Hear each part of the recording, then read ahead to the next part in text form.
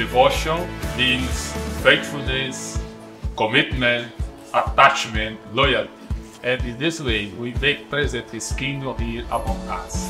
God bless you, and let us increase our devotion, our commitment to Jesus and Him. Thank you, Lord. Open up my eyes and see the sunrise. Every day's a gift and it makes me feel so alive, so alive, so alive, so alive.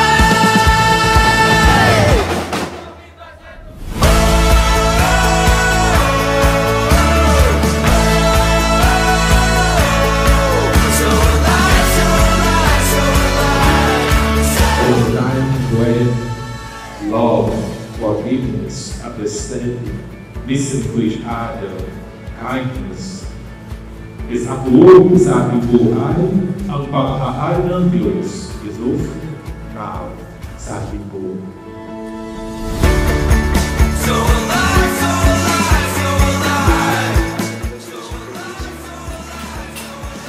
Please prepare for us.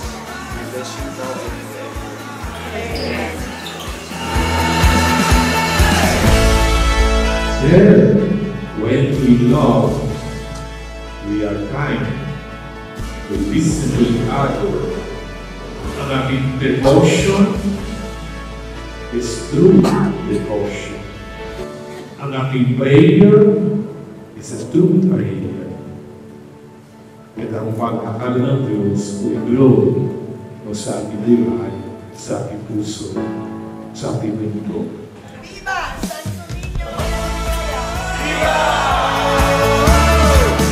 Epipesta po para sa inyong lahat.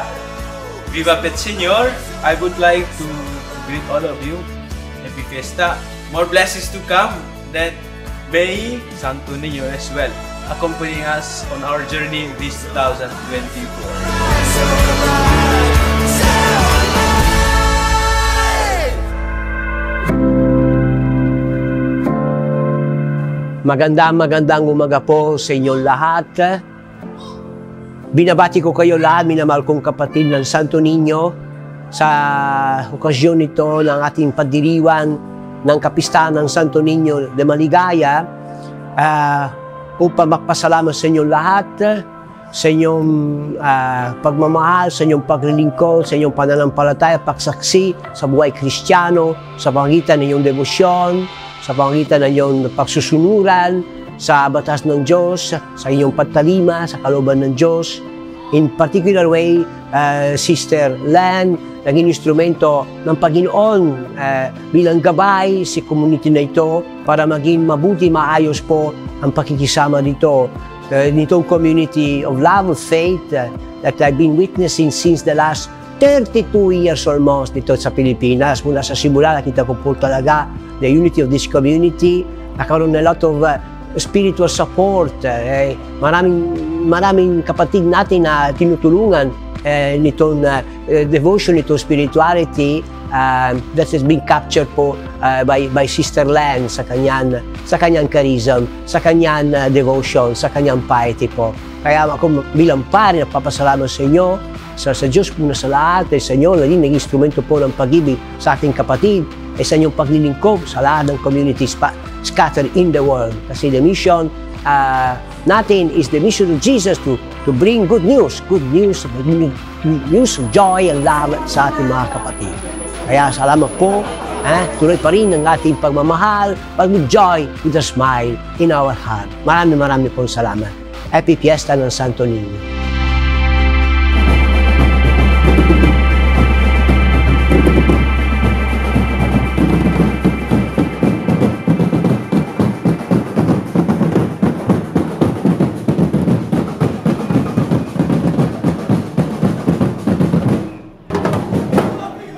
Sometimes, kailangan ng mga tao ng isang pili na nagsasabi, kaya niyan.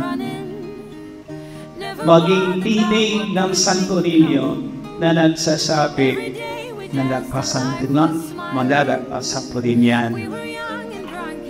So mga kapatid, ngayong papistahan, ngayong kanlulog, Festival, Kandunong Fiesta ng Santo Niño de Maligaya, nawa ang perang ito ay maging instrumento sa inyo sa taong ito. Come and be the echoes, maging tinig, katulad maging tinig ng Santo Niño. Pero bago ka maging tinig, kailangan mong bumati sa Kanya. Bago ka maging tinig, kailangan mong magkaroon ng malalim na relasyon sa Kanya. Ito ang imbitasyon sa ating lahat.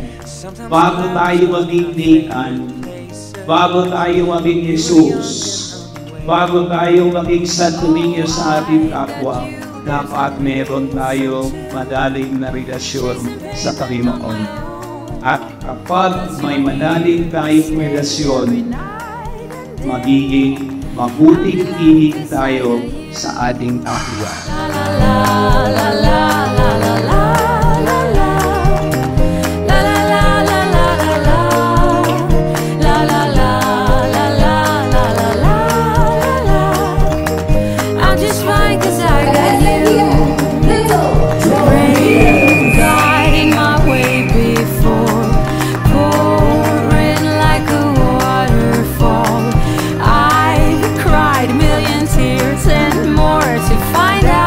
Happy Fiesta po sa buong komunidad ng Santo Niño de Maligaya Community. Ito po si Father Patrick Santillanes na bumabati po sa inyong lahat at nawa kayo ay maging tinig sa taong ito. Kayo ang maging tinig ng Santo Niño sa bawat isa sa inyo. Nawa kayo ang maging liwanag din ng Santo Niño sa mga pamilya ninyo, sa mga komunidad ninyo, sa amang parte ng mundo. Muli, binabati ko po kayo ng Happy Fiesta at Happy Candolug Festival 2024. I'm delighted 'cause I got you.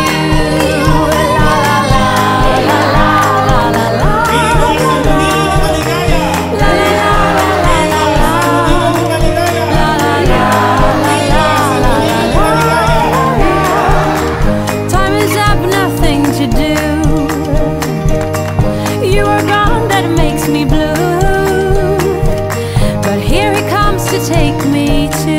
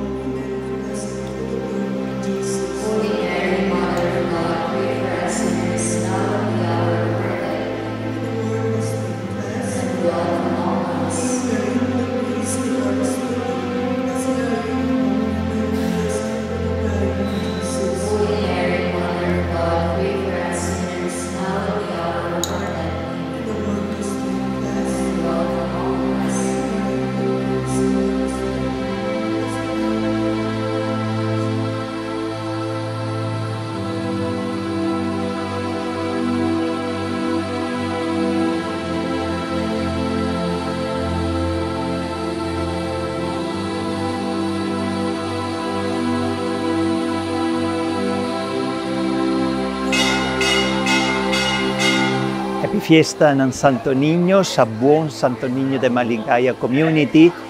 Talaga masaya kami dahil sa inyong mainit na patatanggap sa amin palagi ganon. So ito, naranasan namin na talaga, nandito na kami bilang parte na itong pamilya. Alam ko na kayo bilang miyembro ng Santo Niño de Maligaya Community ay parte ng malaking pamilya natin ng Parish of St. Francis Xavier. Kaya maraming salamat. Tuloy tayo ang ating paglilingkod sa Diyos una. Ituloy natin din ang paglilingkod sa lahat ng mga tao para maging talaga kasaksi ng kabutihan ng Panginoon para sa lahat ng mga tao. Para ipakita sa kanila ang pamamalasakit ng Panginoon para malaman nila na talaga minamahal sila ng Ama Diyos. Salamat uli. Happy Fiesta. Viva Santo Niño!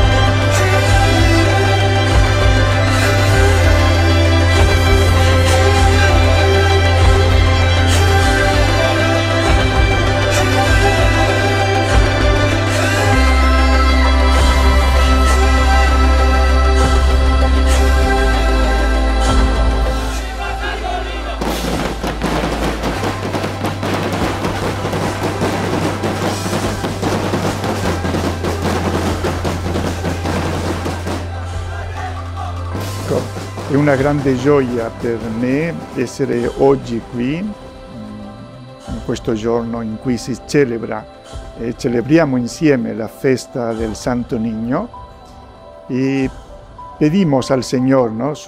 Al Signore la sua benedizione, chiediamo al Signore la sua benedizione su questa comunità del Santo Niño e su tutti quelli che vengono ogni giorno qui, ogni giorno dell'anno. Che il Signore vi benedica a voi tutti attraverso la devozione del Santo Niño. Buona festa a tutti, grazie. Thank you.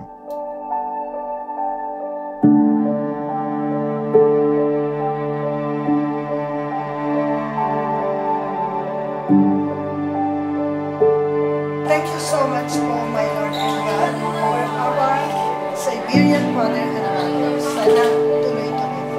In the name of the Father, Son,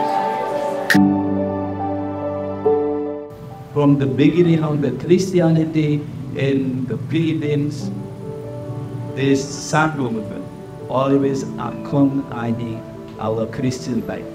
It is for us here like the source of our Christian faith, the source of our faith in this community, in this country, and we emphasize the simplicity of a child, holy child, the humility of holy child, that bring good news to all people, to all the world, especially to this our beloved country.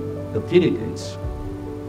And the fruit we can see, we can testify, we can really admire how the Christianity in this country is the most fruitful, can we say, in ASEAN.